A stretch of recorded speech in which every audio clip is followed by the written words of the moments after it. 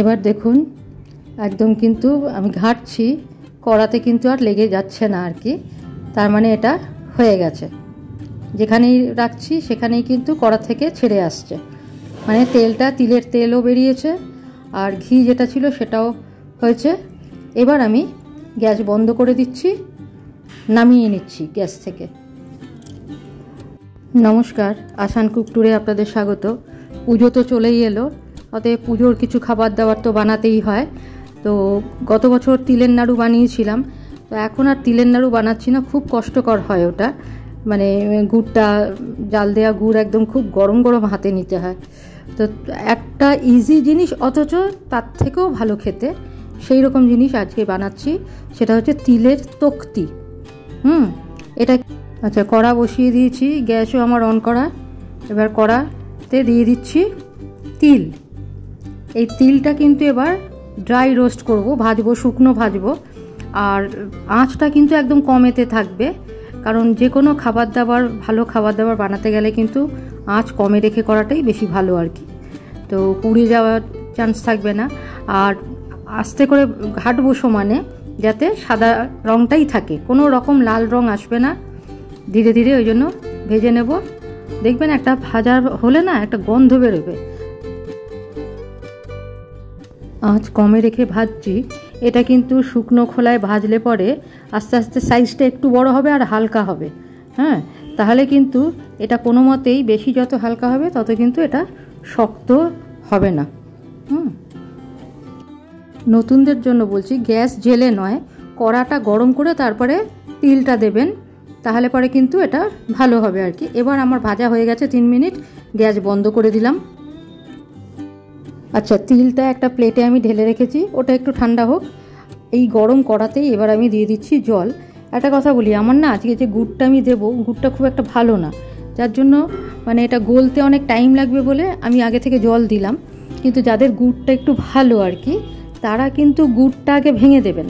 আমার গুড়টা একদম ভাঙা যাচ্ছে না, ভেঙে দেবেন, তারপরে ওই 2-3 চামচ মতো, টেবিল চামচ মতো জল দেবেন, তাহলেই কিন্তু গুড় গলতে লাগবে। আমার এটা ভীষণ শক্ত গুড়, যার জন্য আমি আগে জল গরম করে নিয়ে তারপরে দিলাম গুড়।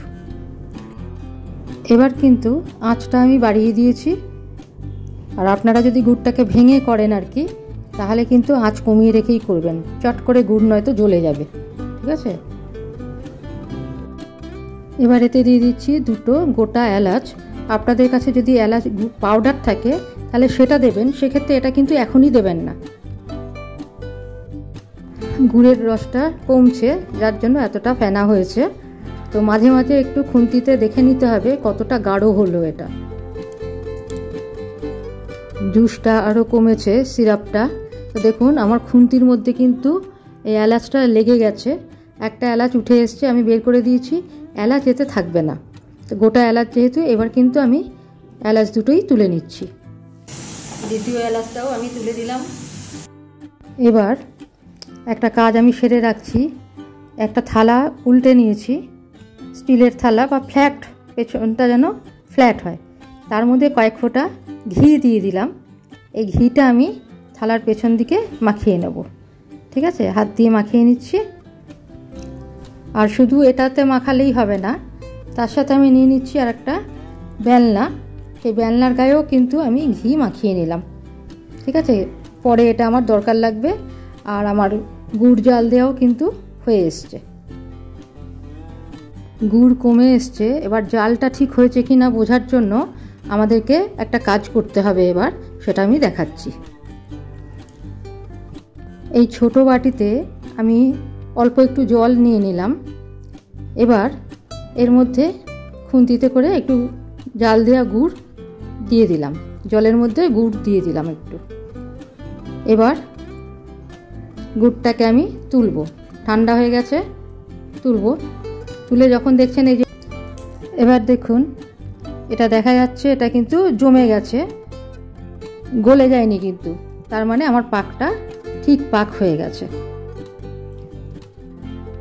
আমি দেখুন আঁচ একদমই কম করে রেখেছি। হ্যাঁ, প্রয়োজন হলে কিন্তু, যদি প্রয়োজন মনে করেন তাহলে কিন্তু গ্যাস বন্ধ করে দিতে পারেন। এতে এবার রোস্টেড তিলটা দিয়ে দিলাম, দিয়ে এবার ঘাটবো তার মানে মাখিয়ে নেব, তিলটা গুড়ের সাথে ভালো করে মাখিয়ে নেব।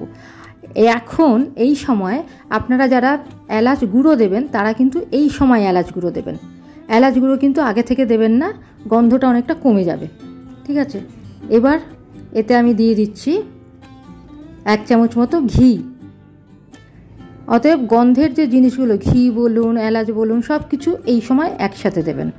দিয়ে ভালো করে পাকটা দিয়ে দেবেন, যেন ভালো মতো করে মেখে যায় আর কি।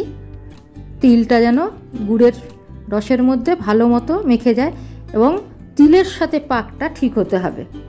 শুধু আচ্ছা, এখন একটু দিয়ে দিলাম 1 পিঞ্চ খাবার সোডা বা বেকিং সোডা। ঠিক আছে, তাহলে কি হবে, এটা বেশ মুচমুচে হবে, ক্রিস্পি হবে।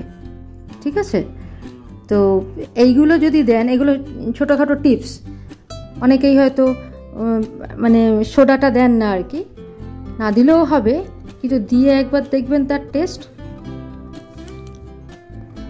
এবার কড়া থেকে নামিয়ে এগুলো ওই থালার, ঘি মাখানো থালার ওপরে রেখে দেবো। এর উপরে ঢেলে দিলাম। গরম থাকতে থাকতেই কিন্তু এগুলো করতে হবে, এটা যদি ঠান্ডা হয়ে যায় তাহলে কিন্তু মুশকিল, কাজ হবে না। হ্যাঁ, তো গরম থাকতে থাকে এটা ঠিক মতো করে একটা শেপ করে দিতে হবে, তারপরে বেলনা দিয়ে একটু হালকা হাতে বেলে দিতে হবে। এবার ফ্ল্যাট করে দেওয়া হয়েছে এটা। এবার একটা ছুরি নিচ্ছি আমি, সেই ছুরিতেও কিন্তু দুদিকে ঘি মাখিয়ে নিচ্ছি, তাহলে স্মুথ হবে। এবং এই গরম থাকা অবস্থাতেই কিন্তু এটাকে পিস করে নিতে হবে, সেই পিসটা এখন আমি করে নিচ্ছি। ঠান্ডা হলে কিন্তু কিচ্ছু করা যাবে না।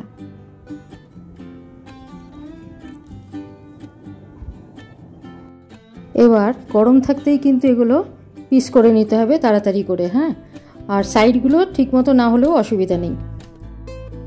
ব্যাস, আমার এটা হয়ে গেছে, দেখুন সুন্দর পিস হয়ে গেছে। আমি এইগুলো দেখুন উল্টে দিচ্ছি। আপনারা যদি কোনো স্কোয়ার পাত্র নেন তাহলে কিন্তু সাইডেরগুলো মানে শেপ আসবে। তো আমার তক্তি রেডি, আজকের মতো এখানে রাখছি। আমার তিল তক্তি রেডি টু সার্ভ পুজোর জন্য। প্রতি বছর ধরুন তিলের নাড়ু করি, তিলের নাড়ু ভীষণ শক্ত হয়, কিন্তু এইভাবে যদি তিল তক্তি করেন, এটা কিন্তু তিল চাট বলবো না, কারণ চাটেতে কোনো এলাচ থাকে না, এটা ঘি থাকে না, চাট সিম্পল হয়। কিন্তু এটাকে তিল চাট বলছি না, এটা হচ্ছে তিল তক্তি, নারকেলের তক্তি এইভাবে বানায়, এটা তিল তক্তি।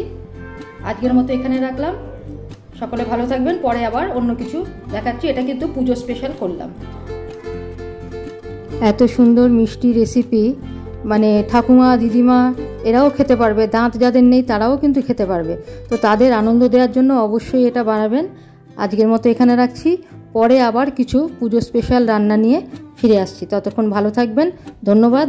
লাইক, শেয়ার, সাবস্ক্রাইব অবশ্যই করবেন।